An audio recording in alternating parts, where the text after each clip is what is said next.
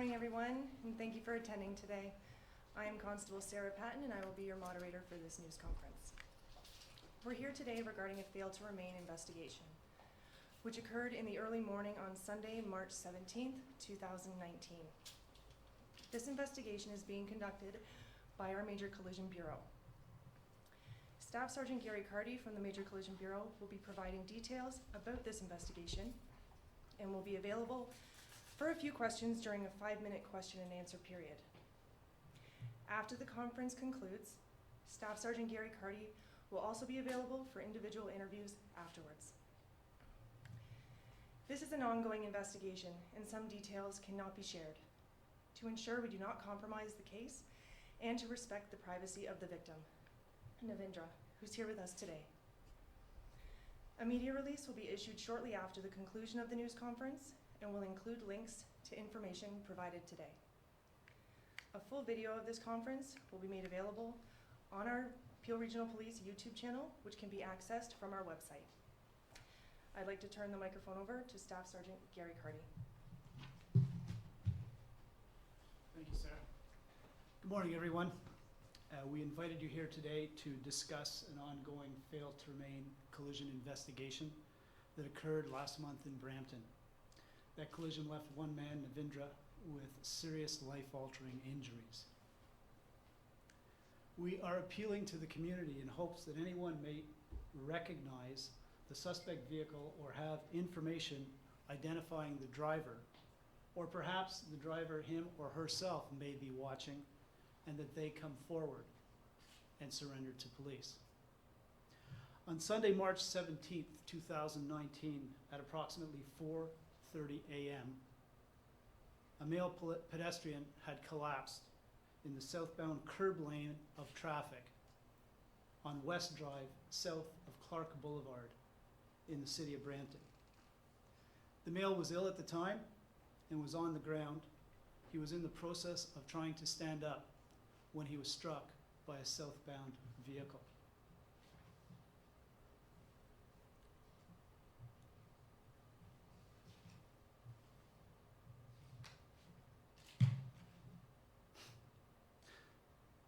The collision was witnessed by a citizen who was traveling southbound just prior to this incident.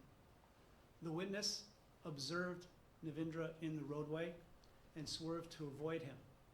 That witness made a U-turn and returned to the side of the roadway beside Navindra and was encouraging him to get off the road. He also observed another southbound vehicle, and he began to flash his high beams at that approaching vehicle. The vehicle did not stop and collided with Navindra, who was in the process of standing up. It is possible that the driver was unaware that there was a pedestrian in the road as he approached the scene. There is minor damage to the front right corner of the bumper of the vehicle. We are appealing to the driver of this vehicle to come forward and contact us immediately. The victim, Navindra Avinash Sukram Singh, is 21 years old. He's from Brampton. He remains in hospital where he is rehabilitating from serious life-altering injuries. His injuries consisted of shattered hips, pelvis, ribs, and vertebrae in his neck. He also suffered multiple internal injuries. He will undergo a long road to recovery.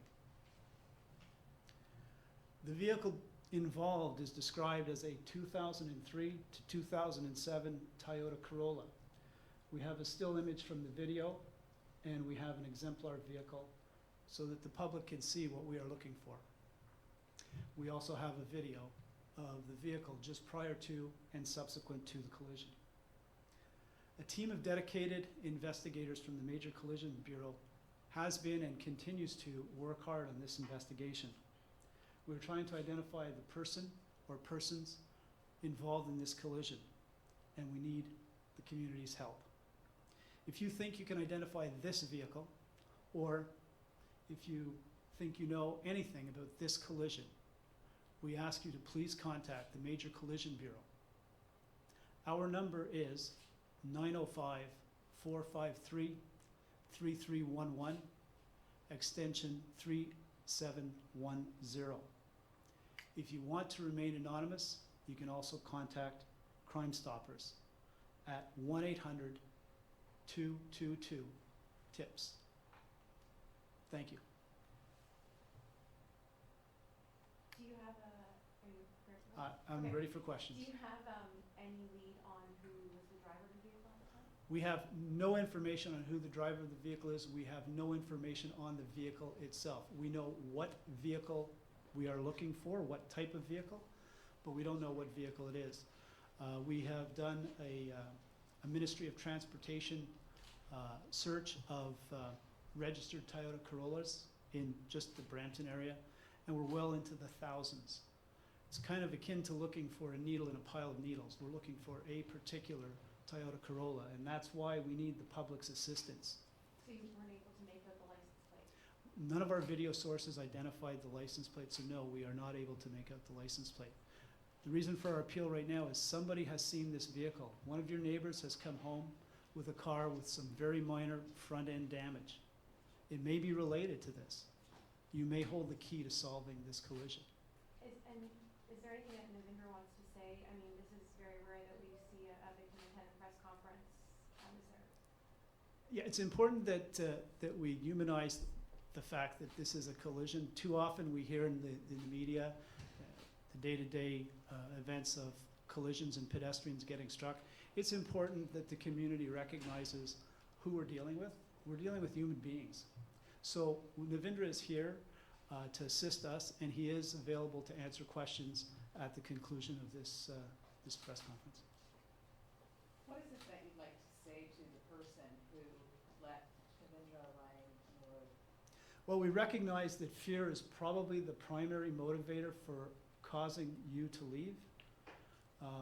We need your help.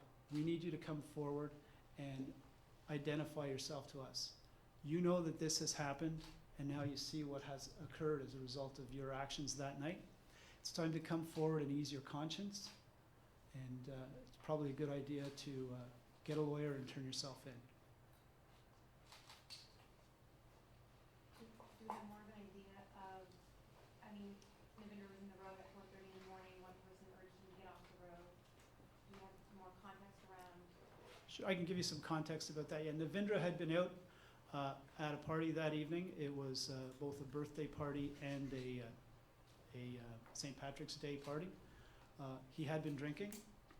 He had an automobile. And as a very responsible 19-year-old man, he chose to put the keys in his pocket and walk home. He was walking home. He had been drinking.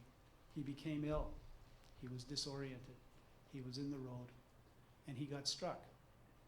All of that tends to point to Navindra placed himself in a position where the collision occurred. What we need now is for the person that did this to do what is required by law. The Highway Traffic Act says that any person involved in a motor vehicle collision must stop, offer assistance to any person injured, and provide their name and insurance information. This driver stopped momentarily, but didn't do any of the other two requirements under the law. And Navindra was truly in need. And the witness who was there at the time didn't see the person who was in the vehicle? No, the witness that was there at the time did not see the driver, and the witness was limited by some physical limitations of his own. He was incapable of getting out of his vehicle due to a partially amputated foot he was undergoing at the time. It was if you can imagine, it was a conglomeration of bad things occurring all at the same time. He wasn't able to get out. He wasn't able to pull him off the road. He wasn't able to do more to help. So he saw it all unfold, and how is he doing now, seeing that? He watched the entire collision unfold, and I can tell you, he remained at the scene for several hours. He assisted us as best he could, and he has been interviewed since the collision. And to say he's doing fine would be an overstatement of the facts. He's feeling a sense of guilt and remorse, something that he couldn't do anything about. What kind of charges could the driver face? Well, we're still in the investigation is still at a point where We don't know why that person left the scene. So we need to get the driver, we need to identify all the facts surrounding the case. We need to identify what evidence there is to substantiate a criminal offense, and at that point in time, a determination will be made on charges, if any. I mean, the potential is there for possibly fail to remain. Other than that, we can't speak about any other charges. How wide are we casting this net beyond Peel Region? Are you asking people in Toronto to look for this vehicle? Are you asking people, far north to look for this vehicle? We're asking people that see this broadcast, wherever they are, to look for this vehicle. To think back, to cast your mind back to March 17th, the weekend right around St. Patrick's Day. And if you saw one of your neighbors come home and park their car, or if their Toyota Corolla disappeared for a period of time and then appeared, please call us. We will take it from there. And we will do what we need to do in order to determine if that vehicle is related or not related. Everybody has a duty to assist the police, and we're asking people to do their civic duty and help us. Can we talk a little bit about Navindra's recovery? Where does that stand? Is he learning to walk? Rehabilitation, that sort of thing. I could speak in very broad terms. Navindra is a very articulate young man, and he can speak for himself, and you can ask him those questions. I imagine you'll have to arrange for miking him up. I'm sure we could do that. But yes, you can ask him those questions. I can tell you that at this point in time, he still will need to have the two vertebrae in his neck. So he's got a C6 and C7 vertebrae separation that need to be reevaluated in about a month's time. A determination will be made as to whether or not there's going to be additional surgeries there. He's had a complete hip replacement of the left hip. That's about an 8-inch rod driven into the head of the femur with a complete hip ball joint assembly reattached. He has about a 10-inch bolt that transects his body, that goes from the left side of his pelvis to the right side of his pelvis. It's uncertain if he'll ever be able to weight bear again. He's got a long road ahead of him, on top of the internal injuries and the surgeries that he's already had. He's got a lot to go through. Before we switch over, you said that the driver has a legal obligation, but can you just touch upon the human side of this? I mean, obviously at this point, if you're watching this, somebody knows what happened. So again, what are you reiterating to the driver? You know, the law says that the driver must identify himself, must report any collision to the police, and that's the law. But we are human beings, and each and every one of us is responsible for our fellow man and fellow woman. I implore that person to contact the police and notify us who you are and let us move forward from there. I know you were afraid at the time of this collision, and you're probably afraid now watching this. But the time for fear is over. It's the time for action.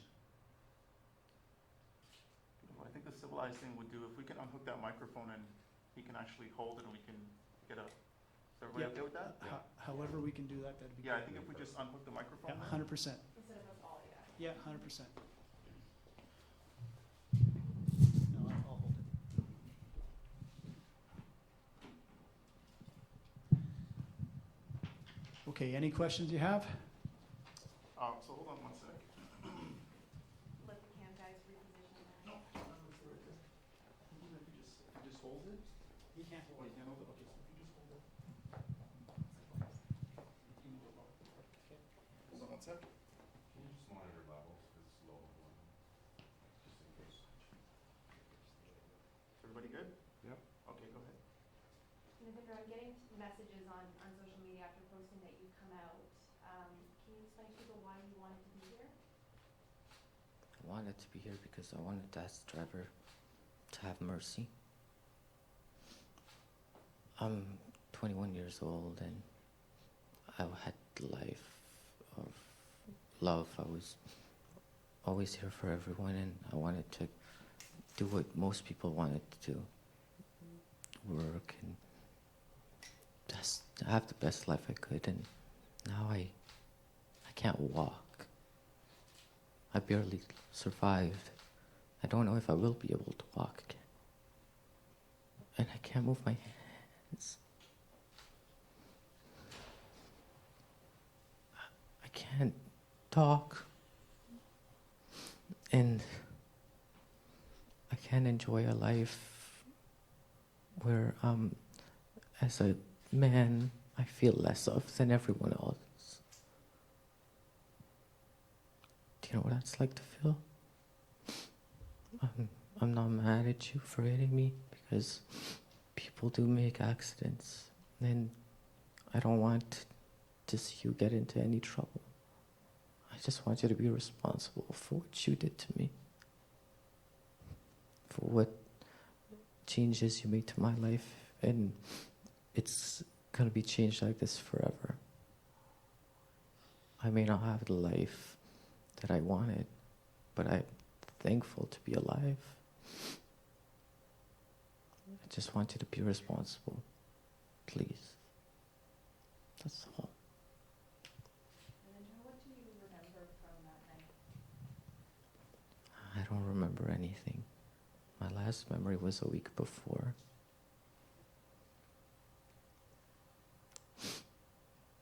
My head hurts when I try to think about it, and I try not to.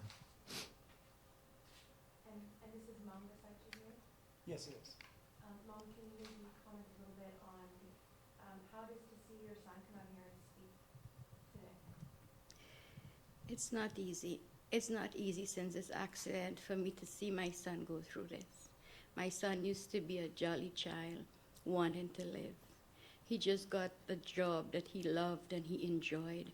And he is, as the officers say, a very responsible young man. He did had a few drinks that night and chose not to drive. And now this is what his results is. In terms of recovery, how is that going? It's I've good. been in bed for a month, and I'm not allowed to walk because my pelvis is broken into 3 pieces. My hip shattered into more than 26 pieces. I can breathe, but I can't breathe deeply because there was a hole in my lung. And my liver was bleeding, and my nerves are damaged due to my neck. I have no feelings in my feet, but I can move them, luckily. My damages are bad, and I have to thank God that I'm alive, because not many are lucky to be alive. And I want him to turn himself in. I know I'm going back to this, but not because I want justice for myself, but I want to prevent those who haven't yet been affected. And there's been a lot that's been affected. I don't have a lot of insurance, and I may not get any. I do want to ask to support my GoFundMe page, because I do have a lot of medical bills that, as a single mother, my mom may not be able to afford as on her own. I used to try to work to help her as a son, and now I can't. And she needs help, and I do need help as well. I have a picture of a screw going across my back. A screw that's the only thing that's keeping me together. Like broken toys. I'm not ready, and I'm scared to even try to recover. And walking is now a goal that's far from reach. It's a goal that I may never be able to reach. And if I am, I'm thankful for that as well. And I'm thankful for the hospitals that kept me alive, especially St. Michael's Hospital. If it hadn't been for the person who found me, I wouldn't be here today. And as the victim, I'd like to thank him from the bottom of my heart. Have you had a chance to meet that witness at all? Who was there, who was with you? No, No? So is there anything more that you would want to say to him? I just want to say thank you, because if it wasn't for you, all that you've done, I wouldn't be here today. And I know sometimes people feel like they can do more, and they feel bad because they think they haven't done enough. But I'm here and I'm alive, and I'm able to say thank you to you. And I want to say you have done enough. You've done more than you can do. It's your responsibility to have a second life. And you gave me the chance to have a second life. And to possibly be the person, be that smiling person I was again. Devendra, what's now giving you strength to keep going? My family. My family gives me the strength that I need. It's not easy to think what I'm going through mentally. I sit in the hospital every day. I can't get out of bed. And in the night, it's worse because I'm sitting alone. I'm suffering from insomnia. I'm seeing flashes and shadows and kickbacks of partial memory. I'm crying and I'm suffering and I'm scared. I don't sleep all day and I don't sleep all night. And I'm depressed. I'm depressed because I think about the things I could have done that now I can merely dream of doing. The things like picking up a cup or talking and laughing like I used to. Maybe breathing like I used to. Taking your sister around. You say you're depressed, is there anger also with this person? I mean, there's got to be some rage or I'm a person with a big heart, and I've always been. And you know, people say that revenge and rage is usually what goes through the mind of another, and I think that it's wrong. It's wrong to hate because you've been hurt, and it hurts you more. You should forgive the person because it's happened already and it's not going to change. Come to accept that the fact that it's already happened, and there's no point in hurting somebody else just because you're hurt. Maybe just ask. Maybe if you ask nicely enough, they'll accept it. But I'm depressed because I have an 8-year-old sister. And I remember when she'd come home, or I'd pick her up from school, and I'd be able to laugh and teach her and pick her up and help her with her homework, even just sign her agenda. Now I can't. I don't see her. And it hurts because I don't feel like I'm a part of my family anymore, because I'm just alone in my little hospital room with visitors, and I don't feel loved because it's just temporary. When they're all gone, I'm back to being alone, back to thinking about the fact that I'm less of a man because I can't do what any of you can. Did doctors give you a long-term prognosis as to what your recovery could be like?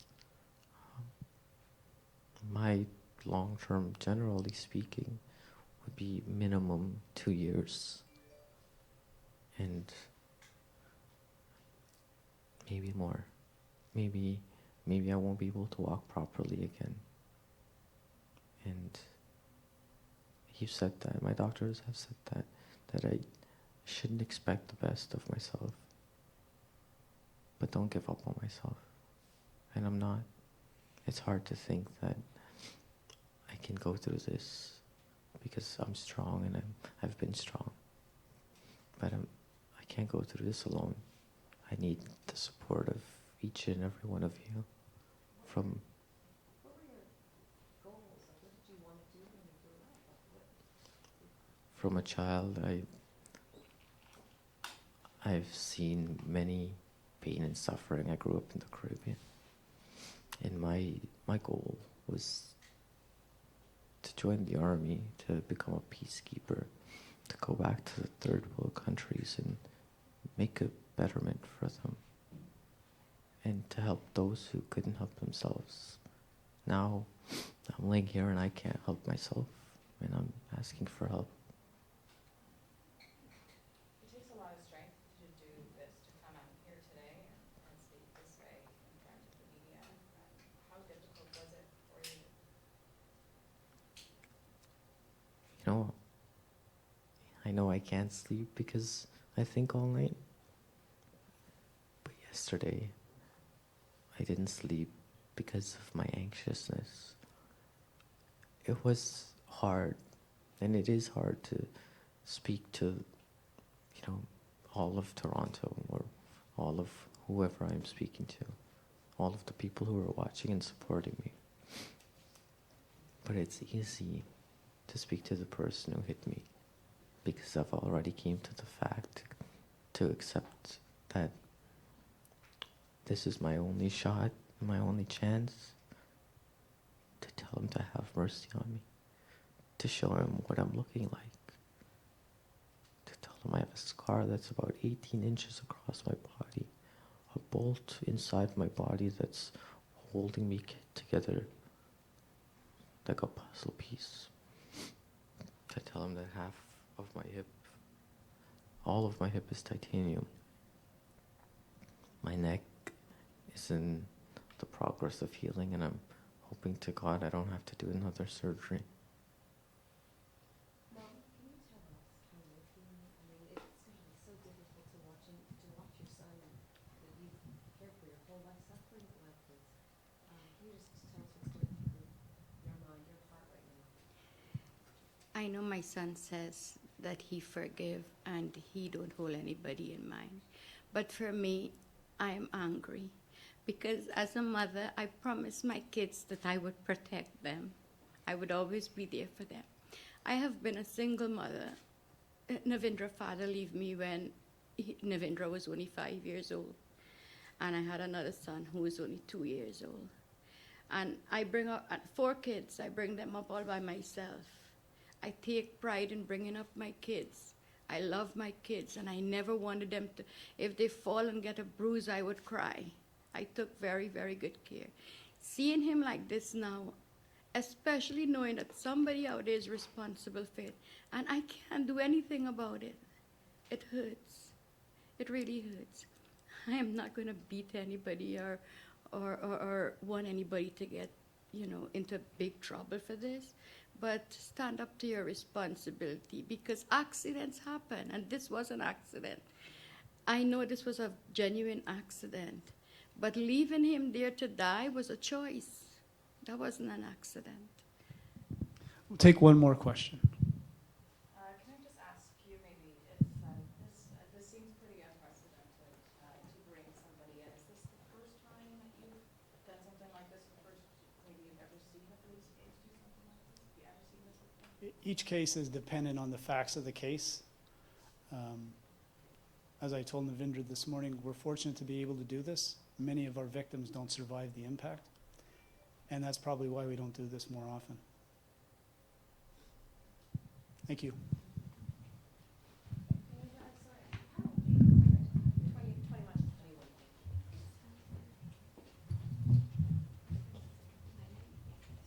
This concludes the news conference. Thank you so much.